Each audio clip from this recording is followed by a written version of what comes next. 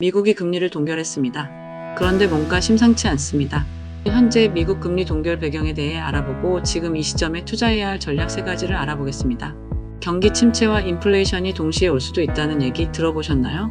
지금 미국 경제는 두 갈래 길에 서 있습니다. 1970년대 오일 쇼크와 같은 악몽이 다시 시작될까요?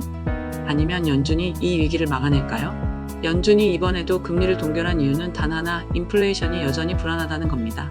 그런데 트럼프는 가만히 있지 않았습니다. 금리를 당장 내려야 한다. 강하게 주장하고 있죠. 파월은 어떻게 반응했을까요?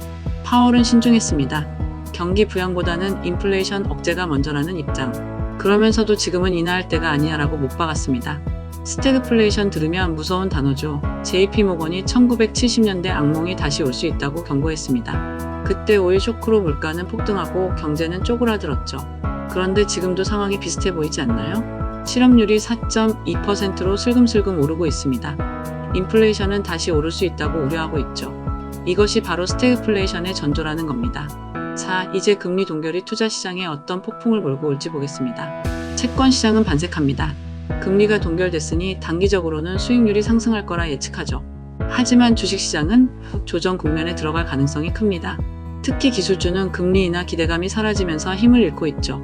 그리고 금과 비트코인은 여전히 강세입니다. 인플레이션이 계속된다면 안전자산은 더욱 주목받겠죠. 지금 같은 시장에서 살아남으려면 방어적 포지셔닝이 답입니다. 첫째, 필수 소비재와 헬스케어에 주목하세요. 월마트와 존슨앤드존슨 같은 기업들은 경기 침체에도 안정적인 수익을 올리고 있습니다. 둘째, 달러와 엔화 같은 안전자산 통화의 자산을 분산시키는 것도 좋은 전략입니다. 환율 리스크를 줄일 수 있거든요.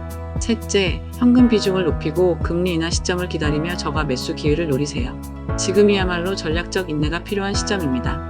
그런데 미국만이 아닙니다. 한국도 지금 금리 인하의 문턱에 서 있습니다. 금리가 내려가면 한국 경제는 어떻게 변할까요?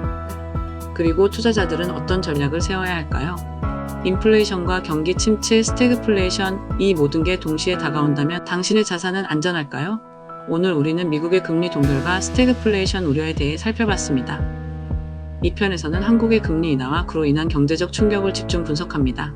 다음 영상에서 한국 경제의 미래를 함께 살펴보시죠.